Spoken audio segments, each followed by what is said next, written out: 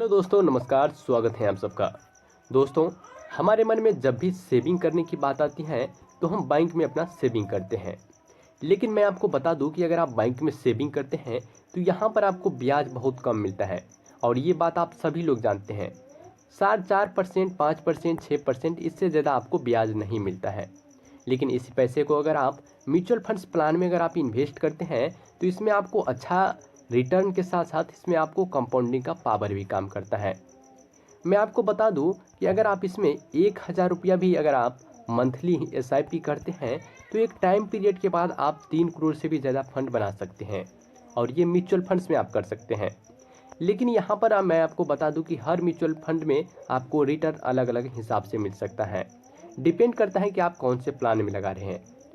आज के इस वीडियो में हम एक ऐसे प्लान्स के बारे में बात करेंगे जिसमें आपको 1,000 रुपया अगर आप कोई इन्वेस्ट करता है तो एक टाइम पीरियड के बाद 3 करोड़ से भी बड़ा फंड बन के तैयार हो जाता है। और इस वीडियो में आपको लाइव कैलकुलेशन के साथ दिखाऊंगा और सभी चीज़ें मैं आपको डाटा कैलकुलेशन के साथ ऑफिशियल दिखाऊंगा। तो वीडियो को अंत तक जरूर देखें। तो चलिए शुरू करते हैं। दोस्तों, शुरू करने से पहले अगर आपने चैनल को सब्सक्राइब नहीं किया है तो सब्सक्राइब कर ले ताकि आने वाले हर वीडियो का नोटिफिकेशन आपको सबसे पहले मिले। तो चलिए शुरू करते हैं। दोस्तों, ये जो फंड है मोतीलाल ओसवाल का है और मोतीलाल ओसवाल बहुत ही अच्छे म्यूचुअल फंड्स एएमसी है। और इस प्लान का नाम है Motilal Oswal mid cap fund direct growth. दोस्तों, ये जो फंड है ये काफ़ी अच्छा फंड है और यहाँ पर मैं आपको सभी चीज़ें इसमें आपको दिखाऊंगा। सबसे पहले यहाँ पर देखिए कि इसका जो एनुअलाइज रिटर्न है 23.99% का है, यानी कि 24% का इसका एनुअलाइज रिटर्न है। लेकिन हम यहाँ पर मान कर चलते हैं कि हमें 23% का अगर रिटर्न देगा तो 23% के रिटर्न के हिसाब से 1,000 रुपया भी हम अगर मंथली एसआईपी करते हैं तो एक टाइम पीरियड के बाद आपको 3 करोड़ से भी बड़ा फंड बन के तैयार हो जाता है। लेकिन इससे पहले अगर आपको इसमें कुछ और भी जाने तो यहाँ पर देखिए कि इसका जो एनएवी प्राइस है अभी करेंट के टाइम में, यहाँ पर आप डेट भी यहाँ पर देखिए कि 106 रुपये 42 पैसे इसका एनएवी प्राइस चल रहा है। और इसमें आप मिनिमम 500 रुपया से भी स्टार्ट कर सकते हैं अगर आप कोई चीज़ करना चाहे तो। और इसका जो रेटिंग है देखिए काफ़ी अच्छा रेटिंग है जो कि इसको 5 स्टार मिला है। और इसका फंड साइज है काफ़ी बड़ा, लगभग 24,488 करोड़ का इसका फंड साइज है। अब सोचिए कि कितने करोड़ लोगों ने इसमें पैसे लगाए हैं। लेकिन इसी को अगर आप हम होल्डिंग देखें कि कौन से कंपनी में इसका पैसा लगा है तो यहाँ पर देखिए कि कंपनी अच्छे अच्छे हैं और काफ़ी अच्छे कंपनी है इसमें इसका पैसा लगा है। और सभी के सभी कंपनियों के जो इक्विटी है इसमें इसका पैसा लगा है। लेकिन इसको और भी एनालिसिस कीजिएगा कि कहाँ पर सबसे पैसा लगा है तो यहाँ पर देखिए कि इक्विटी में लगभग आपको 75.6% पैसा लगा है। वहीं कैश में भी आपको 24.4% पैसा आपको देखने को मिलता है कि इसमें लगा है। लेकिन और भी अगर सेक्टर वाइज इसको एनालिसिस कीजिएगा तो यहाँ पर देखिए कि सबसे ज़्यादा पैसा है आपको टेक्नोलॉजी सेक्टर में लगा है। और अभी के टाइम में टेक्नोलॉजी बहुत ही आगे चल रहा है, बहुत ही इसमें आपको देखने को मिलता है ग्रोथ। तो इस कारण से इसमें आपको अच्छा रिटर्न देने की संभावना बनता है। इसके बाद कैपिटल गुड्स में भी इसका 17.7% पैसा लगा है। इसके बाद अदर सेक्टर में 24 लगभग 15% पैसा लगा है। इसी प्रकार से और भी सेक्टर हैं, यहाँ पर देख सकते हैं इसमें इसका पैसा लगा है। अब जो इसकी सबसे महत्वपूर्ण की बात करें कि इसमें आपको कितना रिटर्न मिलता है तो यहाँ पर देखिए मैं आपको इसका पास्ट का डाटा बताता हूँ।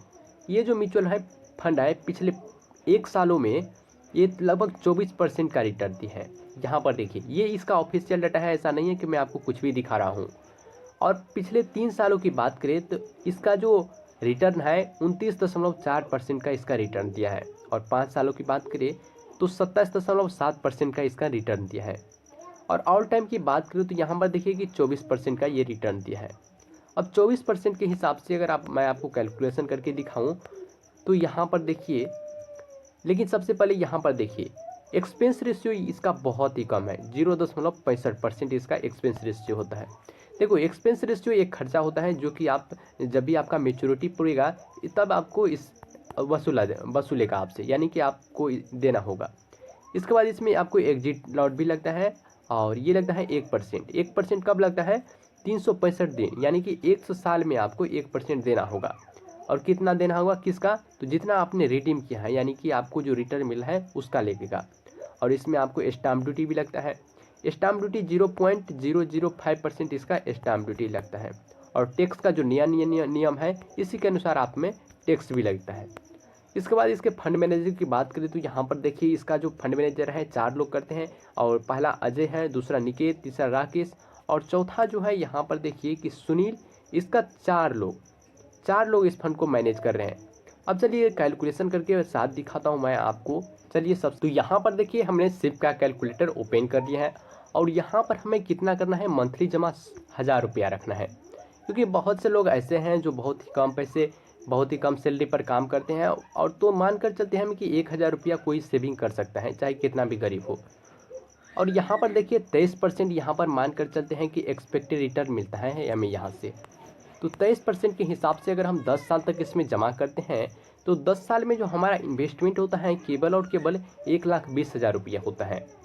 लेकिन 1,20,000 के बदले आपको कितना का रिटर्न मिलता है, 4 लाख से भी बड़ा फंड बन के तैयार हो जाता है।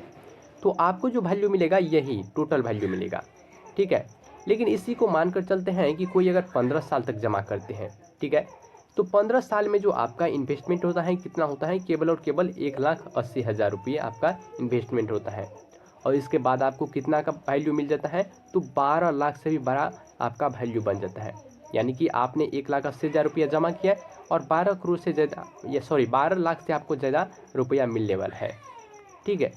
लेकिन इसी को अगर कोई 20 साल तक जमा करता है तो 20 साल में जो इन्वेस्टमेंट होगा केवल और केवल 2,40,000 रुपये, और 2,40,000 रुपये से आपका जो कितना बड़ा वैल्यू बनेगा, 36 लाख से भी बड़ा वैल्यू बनेगा।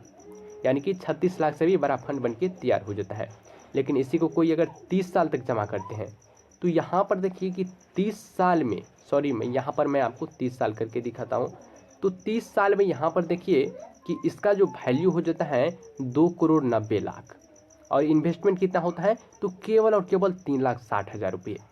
अब सोचिए कि 1,000 रुपये अगर आप मंथली अपने हिसाब से आप घर में सेविंग करते हैं, यानी कि घर में अगर पैसा रखते हैं, तो आपके पास 30 साल में कितना पैसा होगा, 3,60,000 रुपये। लेकिन इसी को अगर आप इस म्यूचुअल फंड्स प्लान में इन्वेस्ट करते हैं तो 2,90,00,000 का फंड बन के तैयार हो जाता है, यानी कि 3 करोड़ का फंड बन के तैयार हो जाता है। तो ये होता है म्यूचुअल फंड्स का पावर, ठीक है।